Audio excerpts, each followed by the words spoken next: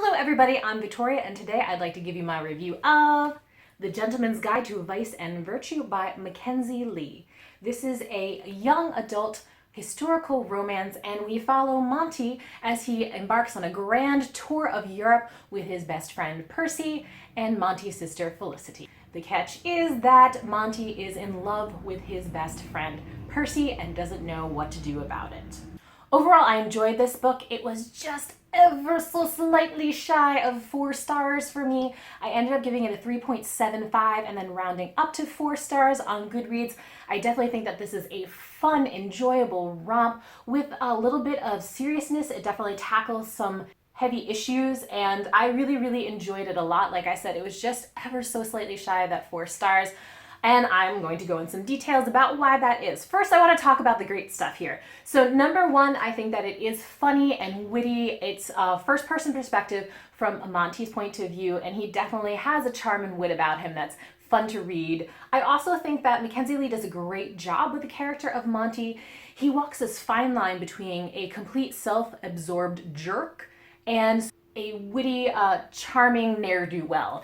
So for me, there were a couple times, especially in the beginning, where I did want to throw things at Monty, but he does develop and change. He is given a character arc, so he does grow throughout the story. And as I said, I think Mackenzie Lee does a great job of never having him be too self-absorbed or too selfish. So I really like that. Now, if you have a low tolerance level for extremely flawed characters, then this might not be the book for you, but if you enjoy that, then I think you'll have a good time with this. I also love Felicity. She was such a strong character that knew what she wanted and was not afraid to go for it. She also wasn't afraid in calling out Monty when he was acting like a jerk, honestly, which was great. I enjoyed that about her character. I really loved it.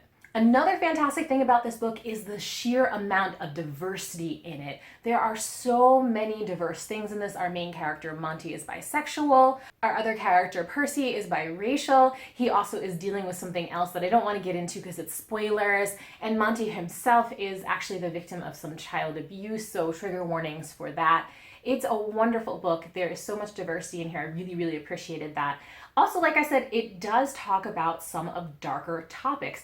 I really like the fact that Mackenzie Lee did not sanitize history. I think it's important to know where we were so we don't go back to those times. So there is examples of racism and homophobia. It's made very clear that having sex with another man at this point in time was considered illegal and it could have had bad ramifications for Monty if he were caught. And again, like I said, she doesn't gloss over that. She doesn't sanitize the history. There is counts of misogyny, all kinds of things. And now it's not brutal. I'm going to say this is still maintains a light, fluffy attitude, but it's there and it's enough to keep the reader informed about what the time was like. So I appreciated that she did that. All right, so now we're going to get into some of the things that I think could have been a little better. The characters were fantastic. They were by far the best part of this. The plot, on the other hand, however, it was pretty mediocre and standard. It started out as a journey, and it was mostly a journey, but then we had this kind of magical MacGuffin. It's this alchemical thing that everybody is after, and that was kind of strange. So the plot itself has been done before. There wasn't really anything new there. And I also know that as a historical romance reader, I read a ton. This, like I said, was pretty standard fare. I think if maybe I had never read a historical romance before, so like 5 or 10 years ago, I think this would have been new and refreshing and different. It would have been like nothing I had seen before. But unfortunately, it isn't. I've seen elements that are in this in a lot of other historical romances. It's true, I have not seen one book with the sheer amount of diversity that is in this. But I've seen other books that deal with characters that are biracial and interracial couples. I've seen books with male-male relationships. I've seen books that deal with people suffering from post-traumatic stress disorder, from being abused. I've seen a lot of that. And so I think because of that, because of my reading experience, this didn't quite wow me like it maybe did some other people that haven't read a lot in this kind of genre. The other thing was the character Percy. He wasn't really fleshed out. I couldn't really tell you anything about him other than the fact that he plays the fiddle and Monty thinks he's really hot. So I would like a little bit more. He does seem like he's a little bit more tempered than Monty, but he still does like, you know, drink and party and stuff, but maybe not quite as much. So I would have liked a little bit more from him.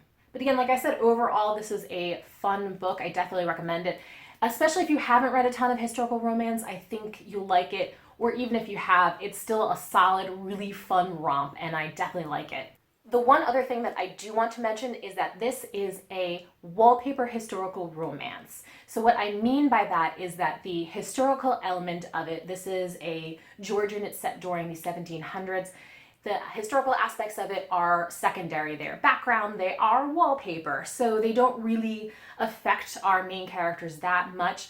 This is all told in modern English. There's no attempt to make the dialogue or the prose sound like it's from the 1700s. None of the really characters act in a way that is specific to that time. They don't really follow the social things that you would have done at that point in time. Now, that doesn't take any points off the score. I have no problems with that. I read a ton of wallpaper historicals, but just want to let you guys know in case you wanted to go in this thinking it's going to give a lot of in-depth historical information. So even though despite what I said about not taking points off for it just being a wallpaper historical romance, I did find some actual historical inaccuracies, or at least some oddities in this that really needed an explanation and we weren't given one. So that I did take points off, or stars off, I guess. Especially at the end, it kind of undercuts the entire arc that Monty went through. So I'm going to get into some historical stuff.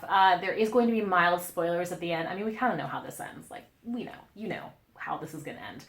But if you don't want to hear that, then just know that, like I said, this is a really enjoyable book, especially if you haven't read historical romance before. I think that you'll find it really new and different and interesting. And if you do like this, I highly encourage you to go check out historical romance. It's such a huge genre with so many subgenre categories and so much wonderfulness to it. So please check out this book and please check out historical romance. Now, for the rest of you, let's get into some of the historical inaccuracies, or at least weirdness in here. Now, I am by no means a history expert, so it's entirely possible that I am wrong on these accounts, that these different things that I picked up on, that these are totally normal and happen all the time, or aren't historical inaccuracies and actually could have happened. So if that's the case, please let me know in the comments. I mean, be nice, don't be really mean to me, because I don't know. Not everybody can know everything, but these are the things that I believe are historical inaccuracies, or at least historical anomalies. So number one, Monty's father is an earl and he's French. Somehow a Frenchman inherited an English earldom. It's possible his father, Monty's grandfather could have married a French woman and moved to France and grew up there and had a kid and raised him French.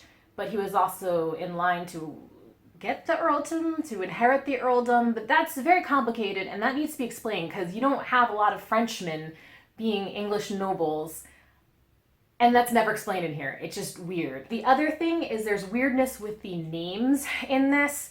Monty's name, his nickname, I'm assuming comes from his last name, which is Montague. But because Monty is an earl, he actually has a courtesy title. He's Viscount Disley, I think his courtesy title is. Let's just pretend it's Disley because I'm never going to find it in this book. So when referring to him, people would call him Lord Disley, or just Disley if they were like really good friends, or Henry if they were super close friends or family, but he hated Henry, so most likely it would have been Disley. Nobody would have used his last name. It would have been almost never spoken out loud, just written out maybe in like letter addresses or something. It wouldn't have been a thing, so it would have been weird that his nickname came from his last name, Montague. But again, you never know. If their nicknames, they're weird, but it's just another kind of weird thing that needed some sort of explanation.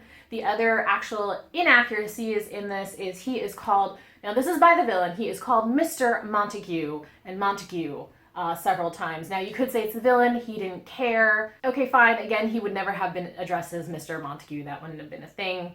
And also his sister at one point in time is called Miss Montague. She would never be called Miss Montague. She gets a courtesy title of lady, so she would be Lady Felicity Montague, or Lady Felicity if you're addressing her herself. The other huge thing that this author gets wrong is the idea that you can somehow disinherit your heir. So in the beginning, his father threatens to disinherit Monty, and then in the end, this is where the spoilers are starting. Spoilers, spoilers, spoilers. Basically, Monty walks away. He writes his father and says, I don't want it. My baby brother can take everything. I don't want to be the Earl. I don't want to run the estate. I'm just going to live my life and be happy with Percy. That's not how it works. And that's why this undercuts everything that happened, his character growth, because you can't do that. Legally, you're still the heir. You would be inheriting regardless if you wanted to or not. You're going to be the Earl, you're going to be the Earl, and most likely you're going to get the estate because it's probably entailed, meaning that you can't sell off or give away pieces of the estate, so it would come all to the eldest male heir, which would be Monty, and there's nothing you can do legally. Most estates, most large estates and estates that were tied to rank, noble rank, were entailed, and so he's going to get it whether he wants it or not. And so for him to just turn his back on that is really selfish, because there's going to be hundreds, if not thousands of people that are going to depend on you. There's your servants in your house itself. There are the tenants and farmers that live on your land. There's probably a village on or near your estate that probably count on your patronage, and you're going to be essentially turning your back on them. Also, as an Earl, you have a seat in the House of Lords. You get to rule. You are essentially part of a governing body, so you could introduce legislation that has the capacity to maybe change people's lives for the better, or at least, get in there and fight for the things that you believe in. It's yours. You're getting it. There's no way to change that. So that's why I couldn't give this complete 4 stars outright, because if you didn't know that historically he would inherit everything, then it wouldn't be a big deal. You'd be like, oh, he's giving up a life of power and prestige and privilege and wealth just to be happy, and that's fantastic. But unfortunately, that's not how it would work in real life, and so instead, him doing that leads to a situation that makes him seem a bit more selfish. Instead of realizing that he couldn't escape his fate, he would have to take on this responsibility, he decides to kind of just say no. Also, again, like I said, the plot was kind of mediocre, and I didn't like that Percy didn't get a huge amount of character development. So all those, despite the fact that it was fun, I gave it a 3.75, rounded up to 4, and I do think it's a good book. I do think it's enjoyable, and you should go out there and read it, especially if you don't know that much about history. That makes sense. If you aren't kind of familiar with the time period, then the ending is a lot better. It makes him seem like a better character, a better person. So those are my thoughts on The Gentleman's Guide to Vice and Virtue. Have you read this book? What did you think of it? I'd love to hear from you in the comments below. Thank you everyone for watching, and I hope you have a wonderful day. Bye.